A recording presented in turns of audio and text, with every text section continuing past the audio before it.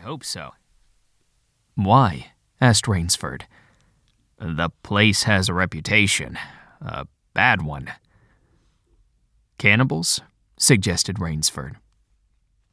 Hardly. Even cannibals wouldn't live in such a godforsaken place, but it's gotten into sailor lore somehow. Didn't you notice that the crew's nerves seemed a bit jumpy today? They were a bit strange, now you mention it. Even Captain Nielsen. Yes, even that tough-minded old Swede, who'd go up to the devil himself and ask him for a light.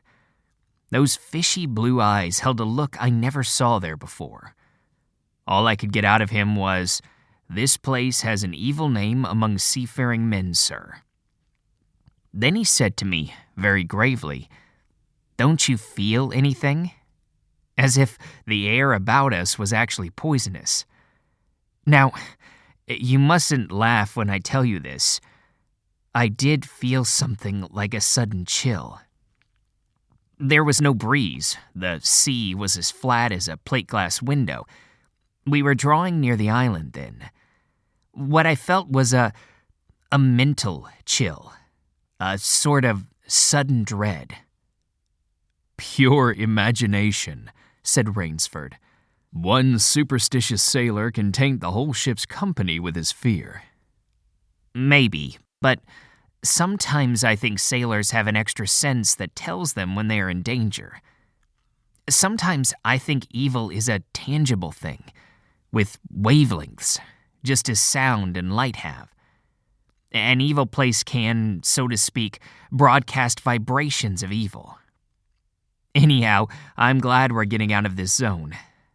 Well, I think I'll turn in now, Rainsford. I'm not sleepy, said Rainsford. I'm going to smoke another pipe up on the afterdeck.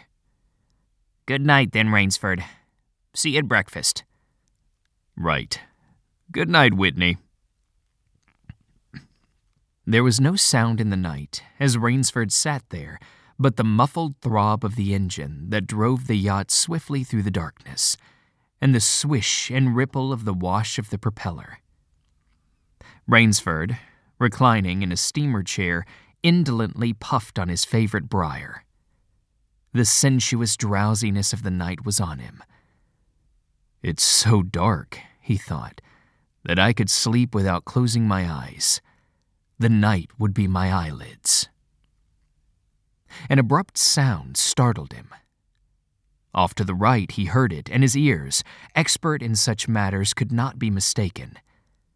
Again he heard the sound, and again. Somewhere off in the blackness, someone had fired a gun 3 times. Rainsford sprang up and moved quickly to the rail, mystified. He strained his eyes in the direction from which the reports had come, but it was like trying to see through a blanket. He leaped upon the rail and balanced himself there to get greater elevation. His pipe, striking a rope, was knocked from his mouth. He lunged for it. A short, hoarse cry came from his lips as he realized he had reached too far and had lost his balance. The cry was pinched off short as the blood-warm waters of the Caribbean Sea closed over his head. He struggled up to the surface and tried to cry out, but the wash from the speeding yacht slapped him in the face, and the salt water in his open mouth made him gag and strangle. Desperately, he struck out with strong strokes after the receding lights of the yacht, but he stopped before he had swum 50 feet. A certain cool-headedness had come to him. It was not the first time he had been in a tight place. There was a chance that his cries could be heard by someone aboard the yacht, but that chance was slender and grew more slender as the yacht raced on. He wrestled himself out of his clothes and shouted with all his power. The lights of the yacht became faint in ever-vanishing fireflies. Then they were blotted out entirely by the night. Rainsford remembered the shots. They had come from the right, and doggedly he swam in that direction, swimming with slow, deliberate strokes, conserving his strength.